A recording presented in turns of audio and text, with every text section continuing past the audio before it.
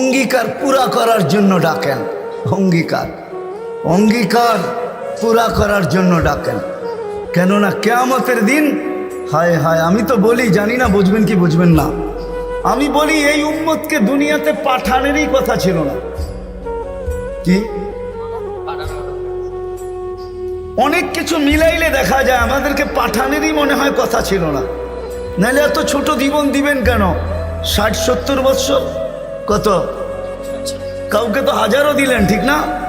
আমাদেরকে 60-70 বৎসর দিয়ে কেন পাঠাইলেন? আবার 60-70 বৎসর দেওয়ার পরেও 2 পর্বে আমাদের জীবনটাকে আল্লাহ কমায় দিছেন, লেস করে দিছেন, বাদ দিয়া দিছেন। প্রথম 15 বৎসর হিসাবে আসবে না, যতক্ষণ পর্যন্ত বালেগ না হয়, কলম তার বিরুদ্ধে যায় না, পক্ষে চলতে পারে, বিরুদ্ধে চলবে না, রুফিয়াল কালাম। এইখানে 15 বৎসর বাদ। তারপরে যেটা থাইকা যায় 60 আর 70-এর ভিতর থেকে, যতক্ষণ আমরা ঘুমাই 4-6 ঘন্টা আর 8 ঘন্টা, এটাও কলম উঠানো থাকে, আমাদের বিরুদ্ধে যায় না, এটাও মাপ, এটাও। তাইলে আর থাকলো কি? কোরআন আমাকে বুঝায় এত অল্প সময়ের জন্য কেন পাঠাইলেন। তাহলে কোরআনের ভিতরে ডুব দিলে মনে হয় বুঝে আসে। আল্লাহ মনে করেন যে কেন পাঠাইলাম, কিয়ামতের দিন তোমাদেরকে আমার পক্ষে সাক্ষী হিসাবে আমার পাশে দাঁড় করাবো। শুহাদা আলান নাস, কিয়ামতের দিন এই উম্মত আল্লাহর পাশে সাক্ষী হিসাবে দাঁড় করাবে আল্লাহ। সমস্ত উম্মতের উপরে আমাদেরকে সাক্ষী হিসাবে দাঁড় করাবে আল্লাহর পাশে। ইনশাআল্লাহ এই উম্মত কিয়ামতের মাঠে দাঁড়াবে না, এই উম্মত স্টেজে দাঁড়াবে। স্টেজে আল্লাহর পাশে স্টেজ লাগানো হবে, ওই স্টেজে এই উম্মত দাঁড়াবে। কেননা আসামি আর সাক্ষী এক জায়গায় দাঁড়ায় নাকি? দুইজনের মান একটা, দুইজনের মান ভিন্ন, ঠিক না? আমরা পাশে, না কোরআন বলতেছে শুহাদা আলান নাস ওয়া ইয়াকুনুর রাসূলু শাহীদান আলাইকুম ওয়া তাকুনু শুহাদা আলান নাস। আমরা সাক্ষী। আল্লাহ বলে কম সময় দিয়া কেন পাঠাইলাম জানো? কিয়ামতের দিন কেউ প্রশ্ন করতে পারে যে এরা যে সাক্ষী হিসাবে দাঁড়াইলো, এরা তো দুনিয়াই দেখে নেয়, তাইলে আবার সাক্ষী হবে তো হবে কি কইরা? ওই দিন যেন আমি বলতে পারি এদের পা উঠায়া দেখো, এরা এখনো দুনিয়ার মাটি লাগানো আছে, যদিও কম সময়ের জন্য। মনে হয় আমাদেরকে দুনিয়া পালানোর জন্য আল্লাহ পাঠাইছেন। অনেক সময় বলে না, আরে আপনার টাইম নাই, তাতে কি আসে যায়, আমার বাড়িটা পাড়ায় চলে যায়। আল্লাহ মনে হয় এই জন্য পাঠাইছেন যেন আমরা দুনিয়াটা পাড়ায় চলে যাই। অল্প সময় দিয়ে আল্লাহ পাঠাইছেন, বেশি সময় আমাদেরকে দেন নাই, শুধু নবীজির কারণে। এই জন্যই তো আমি বলি, জানি না ওলামা একমত হবে কি হবে না, এই উম্মত দুনিয়ায় আসারই ছিল না। এই উম্মতকে আল্লাহ বাছাই কইরা, প্রথম তো এই উম্মতকে 3 বার আল্লাহ কুদরতি হাত লাগাইছেন এই উম্মতের উপরে। জন্ম লগ্নে একবার খালাকতু বিয়াদিহি, দ্বিতীয়বার কুদরতি হাত লাগাইছেন হুয়াজতাবাকুম, বাছাই লগ্নে দ্বিতীয়বার আমাদেরকে আল্লাহ বাছাই করছেন। বাছাই সমগ্র মানব জাতির ভিতর থেকে আমাকে উঠাইতে উঠাইতে কত কুঠি উঠানের পরে মনে হয় আমি আল্লাহর কুদরতি হাতে আসছি, আর আল্লাহ বলছে যা তোকে উম্মতে মুহাম্মদী বানাই। বাছাই পড়বে তৃতীয় আল্লাহর কুদরতি হাত লাগছে আমাদের উপরে। আল্লাহ আমাদের উপরে চিহ্ন লাগায় দিয়েছেন। চিহ্ন, চিহ্ন বোঝেন, যেন কিয়ামতের দিন হারায় না যায়। আল্লাহ সাহাবা জিজ্ঞাসা করছে, ইয়া রাসূলুল্লাহ, সমগ্র মানব গোষ্ঠী উঠবে, আপনি আমাদেরকে খুঁজে পাবেন কি কইরা? তা আল্লাহ রাসূল হাসতেছিল আর বলতেছিল, চিহ্ন লাগানো আছে, চিহ্ন। কয় সেই চিহ্ন আবার কি? কয় গুররাম মুআজ্জিলিনা মিন আসারিস সুজুদ, তোমাদের নামাজের জায়গা, উজুর জায়গার থেকে নূর ফুটা বাহির হবে, আর কারো বাহির হবে না। আমি নূর দেইকা চিহ্ন, তোমরা আমার, আমি ডাইকা ডাইকা কাছে নি। চিহ্ন লাগায় দিয়েছেন কুদরতি হাত দিয়ে, স্টিকার লাগায় দিয়েছেন কুদরতি হাত দিয়ে। স্টিকার চিনেন? কোম্পানির লেবেল আছে, এই যে লেবেল লাগায় দিছে কোম্পানি। আল্লাহ আমাদের উপরে লেবেল লাগায় দিয়েছেন কুদরতি হাত দিয়া। কুনতুম খায়রা উম্মাহ, এটা লেবেল, এটা স্টিকার, লেবেল লাগায় দিয়েছেন তোমরা খায়রে উম্মাহ। আফসোস কোত্থেকে যেমনি আমি হারায় কত দূর চলে গেছি। প্রথম স্বাধীনতা দিছেন আল্লাহ শিক্ষাগত, দ্বিতীয় স্বাধীনতা দিছেন আল্লাহ পেশাগত, তৃতীয় স্বাধীনতা আল্লাহ দিছেন মত আদর্শগত। স্বাধীনতা যদি না দিতেন সব আল্লাহর, আর আপনি টকশোতে বসে বলবেন আল্লাহর বিরুদ্ধে, আর আপনি চিৎকার দিয়া বলবেন গড ইজ নাথিং। হ্যাঁ, অস্তিত্ব কে দিছে?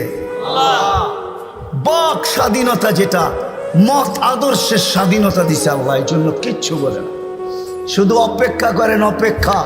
কোরআনও বলে ফান্তাযিরু ইন্নী মাআকুম মিনাল মুনতাযিরিন, আমি অপেক্ষা করতেছি তোমরা অপেক্ষায় থাকো। আল্লাহ কিসের অপেক্ষা?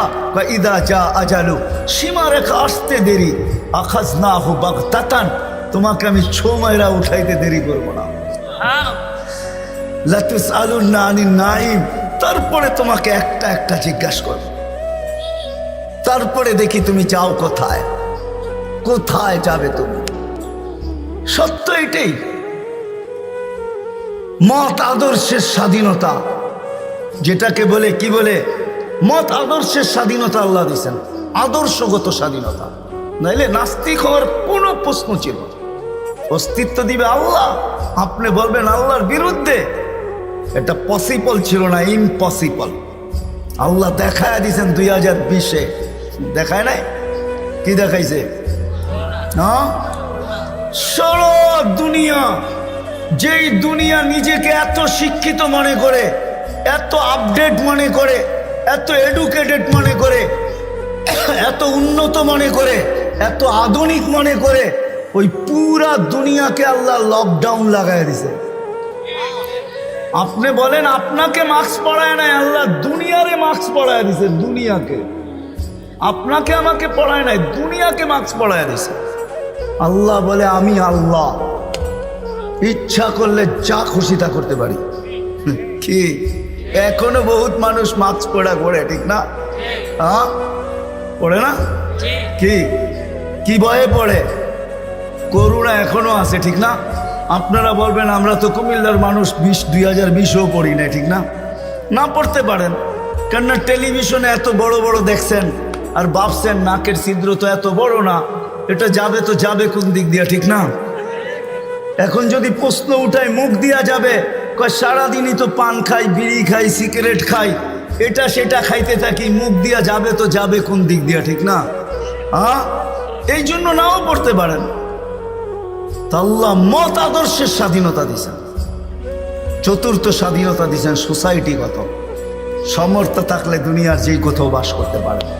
আমি চিনি কুমিল্লার অনেক মানুষ যারা আমেরিকাতে বাস করে, আমি চিনি অনেককে কুমিল্লার যারা অস্ট্রেলিয়া বাস করে, যারা ক্যানাডায় বাস করে, আমি চিনি ইউরোপে বাস করে, চিনি, আমি অনেককে চিনি, আমাকেও চিনি। সমর্থ আছে, দুনিয়ার যে কোথাও বাস করতে পারে। আর পঞ্চম স্বাধীনতা, এই ছোট জীবনটা, যেমন স্কুলে খেলার সময় একটা পর্ব হয়, যেমন খুশি তেমন সাজো। আল্লাহ বলে এই ছোট জীবনটায় তুমি যেমন খুশি তেমন সাজতে পারো, তোমাকে কিচ্ছু বলবো না। স্বাধীনতা দিনা, নাইলে কোনোদিন সম্ভব ছিল না। তো কথা ওইখান থেকেই বাহির হয়ে গেছে। যতক্ষণ পর্যন্ত আল্লাহ আল্লাহ রসুলের কাছে আকর্ষণের পাত্র না হব, আর আকর্ষণের পাত্র হব আমলের দ্বারা। কিসের দ্বারা? আর আমল জীবনে আসবে দ্বীনি কথা যত বেশি একাগ্র চিত্তে শুনবো, মনোযোগ সহকারে শুনবো, আর দিলে কাঁদবে, তখনই আমল আসবে। আর আমলের দ্বারা আমি আকর্ষণের পাত্র হব। তখন বংশ কি আল্লাহ দেখবেন না।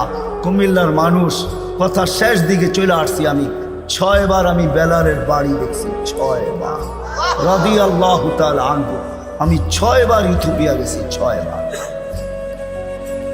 এই চোখ থেকে পানি 6 বার ঝরছে, শুধু বাড়ি দেখা, ব্যক্তি তো দেখি নাই, কোত্থেকে দেখবো? সে তো অনেক আগে চলে গেছে, তার দেশের মানুষগুলা দেখছি। কিন্তু একটা অনুমান হয়েছে, একটা এটাকে কি বলে, এতটুকু বুঝতে পারছি যে 1400 বছর আগের বেলাল কেমন ছিল। আজকের মানুষগুলোই যখন পছন্দ হয় না, তো 1400 বছর আগেরটা কেমন হবে? আজকের ইথিওপিয়া আদিস আবাবা রাজধানী, ইউরোপের সাথে টক্কর লাগায় উন্নত হইতেছে, ইউরোপকেও পিছিয়ে রেখা দিতেছে।